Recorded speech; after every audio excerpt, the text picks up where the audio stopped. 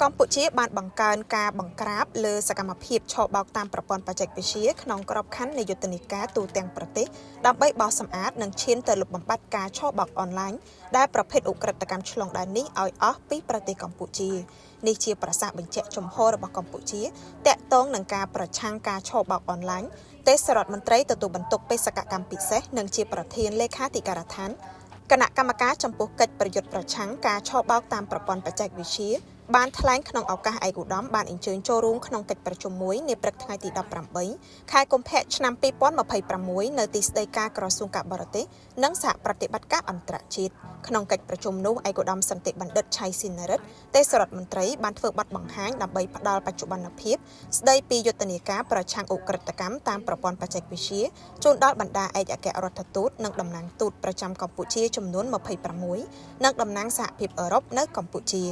ដើម្បីបង្ហាញពីកិច្ចខិតខំរបស់រាជរដ្ឋាភិបាលដែលមានក្រសួងស្ថាប័ននិងរដ្ឋបាលរាជធានីខេត្តជាសេនាធិការក្នុងការប្រតិបត្តិយុទ្ធនាការនៅទូទាំងប្រទេសឯកឧត្តមសន្តិបណ្ឌិតទេសរដ្ឋមន្ត្រីបានមានប្រសាសន៍ជម្រាបជូនអង្គប្រជុំថាការប្រយុទ្ធប្រឆាំងការឆបោកអនឡាញត្រូវបានអនុវត្តពីមុនមកហើយ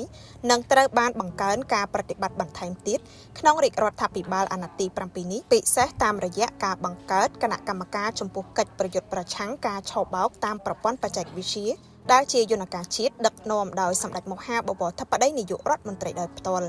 ជាលទ្ធផលចាប់តាំងពីខែមិថុនាឆ្នាំ2025រហូតដល់ដើមឆ្នាំ2026នេះសមត្ថកិច្ចចម្រុះបានបង្ក្រាបការឆបោកអនឡាញចំនួន200ករណីពាក់ព័ន្ធទីតាំងសរុបចំនួនប្រមាណ2500កន្លែងដោយបានរឹបអូសវត្ថុតាំងរួមមានកុំព្យូទ័រចំនួន14444គ្រឿងនិងទូរស័ព្ទ Smartphone ចំនួន36476គ្រឿងព្រមទាំងសម្ភារៈជាវត្ថុតាំងផ្សេងទៀតក្នុងការអនុវត្តវិធានការសមត្ថកិច្ចកម្ពុជាបានអនុវត្តនីតិវិធីបណ្ដេញជនបរទេសសរុបចំនួនជាង8000នាក់ត្រូវបានបណ្ដេញចេញពីកម្ពុជាខណៈទីតាំងដែលបានបង្ក្រាបចំនួនជាង200កន្លែងរួមទាំងកាស៊ីណូផងដែរត្រូវបានបិទគប់មិនឲ្យមានសកម្មភាពទៀតឡើយយុទ្ធនាការអនុវត្តច្បាប់នៅទូទាំងប្រទេសបានបំបែកសម្បុកឧក្រិដ្ឋកម្មនៃការឆបោកអនឡាញហើយបានតាមការសង្កេតរបស់សមត្ថកិច្ចការបិទគប់ទីតាំងខាងលើបានធ្វើឲ្យក្រុមមេខ្លោងមួយចំនួនបានរត់គេចខ្លួនដែលក្រុមសមត្ថកិច្ចកំពុងស្រាវជ្រាវតាមចាប់រីឯជនបរទេសចំនួនប្រមាណជាង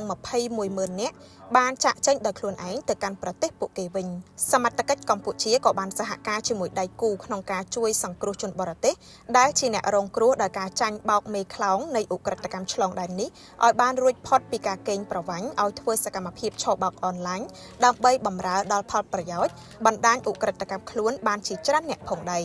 តាមរបាយការណ៍របស់ក្រសួងយុតិធធក្នុងរយៈពេល8ខែចុងក្រោយនេះតុលាការកម្ពុជាបានអនុវត្តនីតិវិធីផ្លូវច្បាប់លើសំណុំរឿងពាក់ព័ន្ធនឹងការឆបោកអនឡាញដើម្បីផ្ដន្ទាទោសមេខ្លោងនិងបកពួកចំនួនជាង500នាក់ក្នុងនោះរាប់បញ្ចូលទាំងសំណុំរឿងចែនស៊ីសំណុំរឿងអុកញ៉ាលីគួងនិងសំណុំរឿងធំពាក់ព័ន្ធនឹងមេខ្លោងជាជនបរទេសផ្សេងទៀតសមត្ថកិច្ចបានបន្តសហការជាមួយបណ្ដាប្រទេសដៃគូដើម្បីស្រាវជ្រាវធ្វើកោសល្យវិច័យលើវត្ថុតាងនិងស៊ើបអង្កេតប្រព័ន្ធហិរញ្ញវត្ថុរបស់ក្រុមឧក្រិដ្ឋកម្មដើម្បីឈានទៅវែកមុខក្រុមអង្គការចាត់ដែលយកកម្ពុជាធ្វើជាទីតាំងឆបោកទៅក្រៅប្រទេសជាមួយនឹងលទ្ធផលដែលទទួលបានក្នុងរយៈពេលប្រមាណ8ខែកន្លងមកនេះឯកឧត្តមទេសរដ្ឋមន្ត្រីបានថ្លែងអំណរគុណបណ្ដាអង្គទូតនិងដៃគូពាក់ព័ន្ធរួមមានសហរដ្ឋអាមេរិកចិនកូរ៉េខាងត្បូងហ្វីលីពីនប៉ូលីសអន្តរជាតិអង្គការ UNODC និងកិច្ចសហប្រតិបត្តិការមេគង្គឡានឆាំងជាដើមដែលបានគាំទ្រនិងចូលរួមក្នុងកិច្ចខិតខំប្រឆាំងអំពើឆបោកតាមប្រព័ន្ធបច្ចេកវិទ្យានាពេលកន្លងមកនេះក្នុងក្របខ័ណ្ឌនៃយុទ្ធនាការបោះសម្អាតឧក្រិដ្ឋកម្មនៅកម្ពុជាក្នុងឱកាសនោះដែរឯកឧត្តមទេសរដ្ឋមន្ត្រីបានស្នើដល់បណ្ដាប្រទេសនិងដៃគូទាំងអស់ឲ្យបន្តសហការជាមួយរាជរដ្ឋាភិបាលក្នុងការផ្ដល់ការគាំទ្រទាំងផ្នែកពង្រឹងសមត្ថភាពក្នុងជំនាញបង្ក្រាបឧក្រិដ្ឋកម្មឆ្លងដែននិងការផ្ដល់ជាសម្ភារៈបច្ចេកទេសនិងការសហការស្រាវជ្រាវធ្វើកោសល្យវិច័យដើម្បីឲ្យការអនុវត្តច្បាប់កាន់តែមានប្រសិទ្ធភាពដើម្បីឈានទៅចាត់វិធានការដល់ឫសគល់នៃបញ្ហានិងធានាថាសកម្មភាពឧក្រិដ្ឋកម្មនេះនឹងមិនកើតឡើងទៀតឡើយទាំងនៅក្នុងប្រទេសកម្ពុជានិងនៅក្នុងតំបន់ ឯកឧត្តមប្រធានលេខាធិការដ្ឋានគណៈកម្មការចំពោះកិច្ចប្រយុទ្ធប្រឆាំងការឆបោកតាមប្រព័ន្ធបច្ចេកវិទ្យាបានប្រាប់ទៅអង្គទូតទាំងអស់ទៀតថាដើម្បីធានានិរន្តរភាពនិងប្រសិទ្ធភាពក្នុងការប្រយុទ្ធប្រឆាំងការឆបោកអនឡាញរាជរដ្ឋាភិបាលកម្ពុជាកំពុងរៀបចំសេចក្តីព្រាងច្បាប់ស្តីពីការប្រឆាំងការឆបោកតាមប្រព័ន្ធបច្ចេកវិទ្យាសម្រាប់រួមចំណែកដល់ការធានាបរិយាកាស Digital មួយដែលមានសុវត្ថិភាពដោយមានកំណត់អំពីទោសទណ្ឌនិងវិធានការយ៉ាងតឹងរឹងដើម្បីបង្ការទប់ស្កាត់រាល់អំពើខុសច្បាប់តាមប្រព័ន្ធបច្ចេកវិទ្យាបច្ចុប្បន្នសេចក្តីព្រាងច្បាប់នេះកំពុងស្ថិតក្នុងដំណើរការពិនិត្យរបស់អន្តរក្រសួងមុននឹងឈានដល់ដំណាក់កាលនីតិវិធីជាបន្តបន្ទាប់រហូតដល់ការអនុម័តជាផ្លូវការសូមបញ្ជាក់ថាសម្ដេចមហាបវរធិបតីហ៊ុនម៉ាណែតនាយករដ្ឋមន្ត្រីកម្ពុជា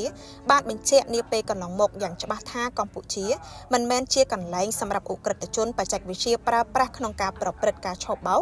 ឬបទល្មើសឆ្លងដែនឡើយរាល់បុគ្គលឬអង្គភាពទាំងឡាយណាដែលនៅពីក្រោយសកម្មភាពឆបោកទាំងនេះនឹងត្រូវប្រឈមមុខនឹងទោសទណ្ឌខ្ពស់បំផុតដោយគ្មានការយោគយល់ឬការអន្តរាគមន៍ណាមួយឡើយវិធានការដែលបាននឹងកំពុងអនុវត្តទាំងនេះអាចធ្វើឲ្យកម្ពុជាឈានទៅលុបបំបាត់ការឆបោកតាមប្រព័ន្ធបច្ចេកវិទ្យានៅពេលខាងមុខ